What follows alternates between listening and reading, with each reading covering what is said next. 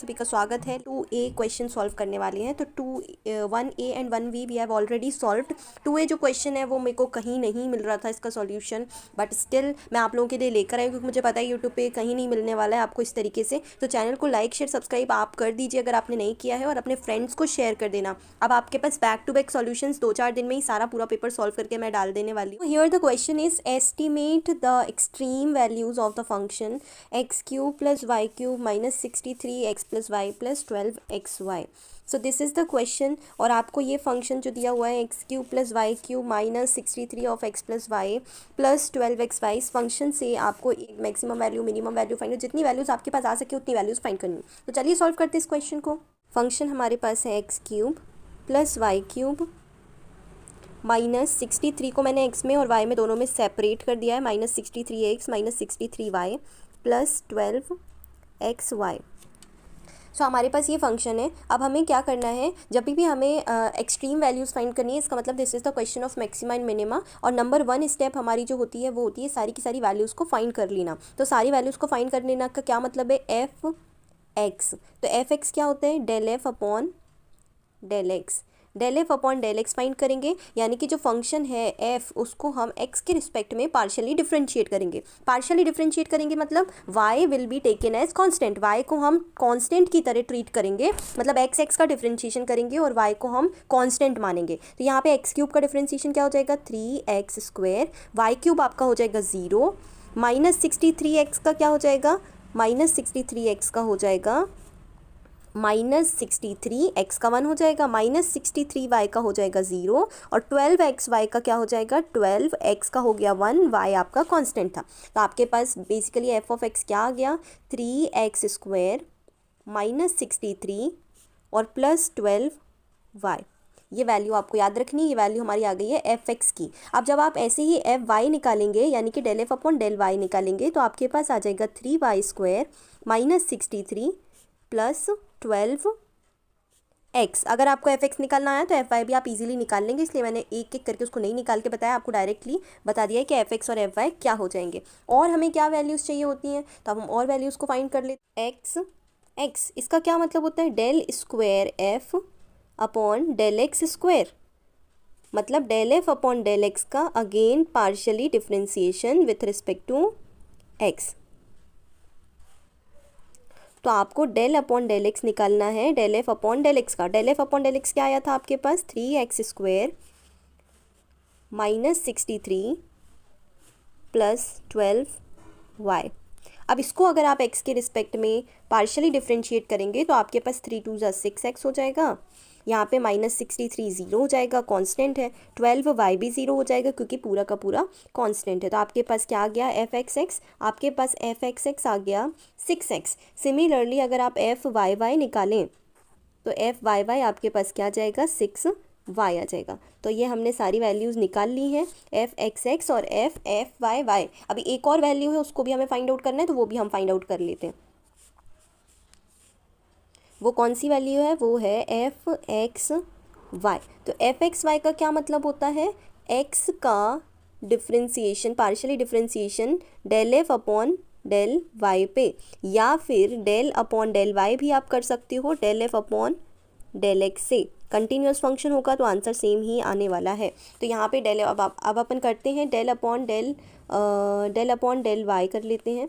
तो del upon del y, del f upon del x क्या था हमारे पास, x square minus 63 plus 12y।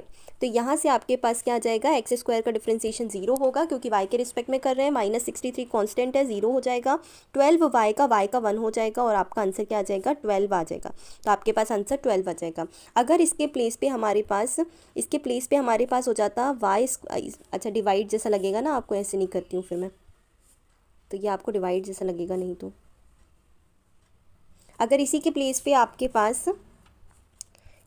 पे अगर आपके पास यहाँ पे लिखा होता वाई स्क्वायर और यहाँ पे लिखा होता 12x, तो अगर आप इसको x के रिस्पेक्ट में कर रहे होते तो आपके पास यहाँ पे अगेन आंसर क्या आता, 12 ही आता, तो सेम आंसर आने वाला था। ठीक है, तो इसमें कोई कन्फ्यूजन नहीं होगा, आई होप आप लोगों को। अब हम सारी वैल्यूज़ हमारी लिख लेते हैं। हमारे पास क्या क्या मिल गया है, x square 3x square minus 63 plus 12 y. यहाँ से अगर हम 3 को कॉमन ले लें तो आपके पास क्या आ जाएगा, x square minus 21 plus 4y। F y आपके पास क्या आ जाएगा, सेम आने।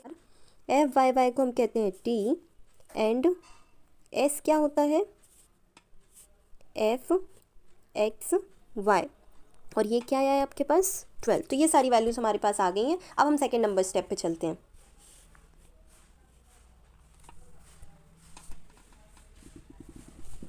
स्टेप नंबर 2 में हमको क्या करना होता है, स्टेप नंबर 2 में हमको स्टेशनरी पॉइंट्स फाइंड करने हैं। तो स्टेशनरी पॉइंट्स को हम फाइंड करेंगे। स्टेशनरी पॉइंट्स को हम कैसे फाइंड करते हैं, स्टेशनरी पॉइंट्स को हम फाइंड करेंगे एफ एक्स को 0 लेके और एफ वाई को 0 लेके। अब ये मैं बार बार नहीं बताऊंगी, f x is the del f upon del x and f y is del f upon del y. तो यहाँ पे जब आप दोनों को 0 लेंगे तो आपके पास इक्वेशंस जो आ जाएंगी वो आ जाएंगी x square minus 21 plus 4y, equation number 1, और आपके पास आ जाएगी y square minus 21 plus 4x, equation number 2। हम क्या करेंगे, इन दोनों इक्वेशंस को सॉल्व करेंगे। सो व्हाट, आपके पास इक्वेशन 1 है x square minus 21 plus 4y, minus करेंगे इक्वेशन 2 को तो y square minus 21 plus 4x equals to 0।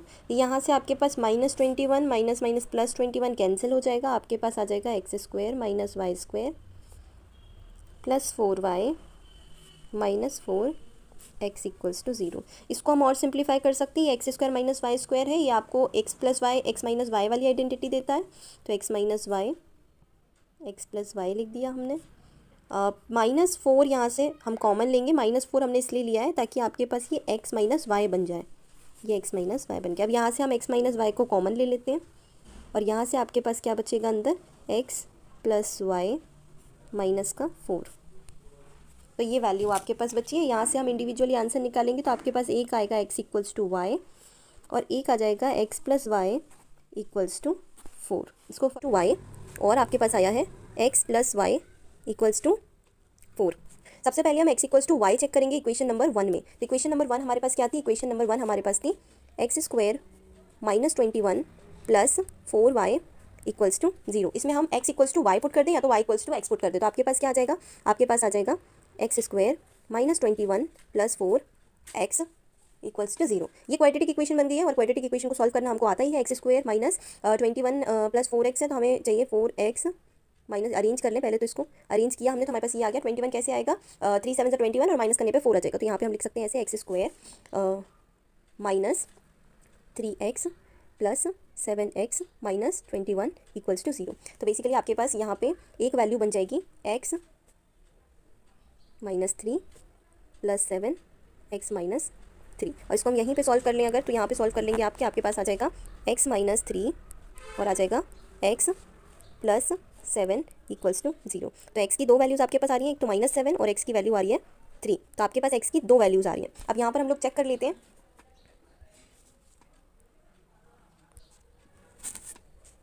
तो आपके पास जो कंडीशन है since y equals to x, तो अगर x की वैल्यू आपके पास -7 है तो y की वैल्यू क्या होगी, -7 होगी। अगर आपके पास x की वैल्यू 3 है तो y की वैल्यू क्या होगी, 3 होगी। यही है हमारे पास पॉइंट्स। अब हमारे पास फाइनली हमारे पास जो पॉइंट्स आएंगे वो पॉइंट्स क्या आएंगे, -7 कॉमन कॉमा -7 एंड 3 कॉमा 3। इसमें कोई डाउट हो तो आप कमेंट सेक्शन में बता दीजिएगा। ये दो पॉइंट हमारे पास आ चुके हैं। अब हम लोग क्या करेंगे, अभी हमने y इक्वल्स टू एक्स पे देखा, अब हम लोग क्या करेंगे x plus y equals to 4 पे देखेंगे। यहाँ से आप या तो y equals to 4 minus x बना लो या तो x equals to 4 minus y बना लो। तभी हम लोग y equals to 4 minus x बनाएंगे और इक्वेशन नंबर 1 में पुट करके सॉल्व करेंगे।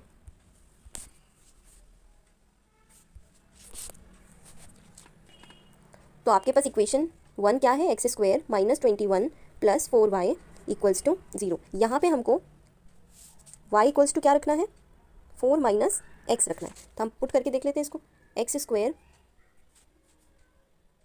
Minus 21 plus 4 minus x equals to 0। इसको सॉल्व कर लें ज़रा। X square minus 21 plus 16 minus 4x equals to 0। तो आपके पास आ जाएगा x square minus 4x minus 5 equals to 0। और अगर हम इसके ब्रैकेट्स बनाएं तो हमारे पास क्या आ जाएगा, x square minus plus x minus 4x minus 5x -5 equals to 0, है ना। तो आपके पास यहाँ पे ब्रैकेट्स क्या बन जाएंगे, x+1 और x -5, x+1 और x-5 आ जाएगा।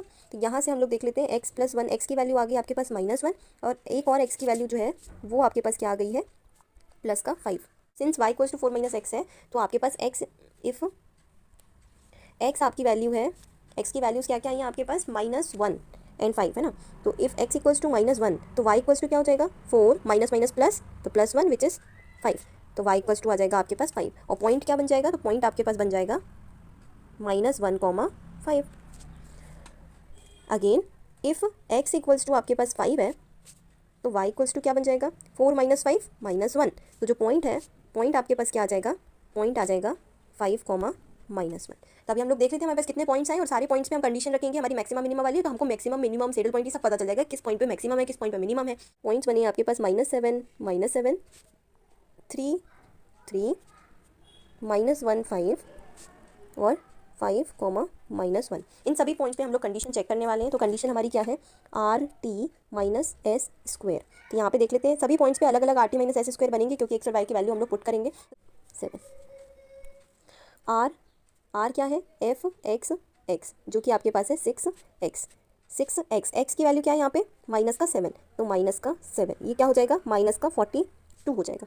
s की वैल्यू क्या होती है, fxy, तो fxy क्या है आपके पास है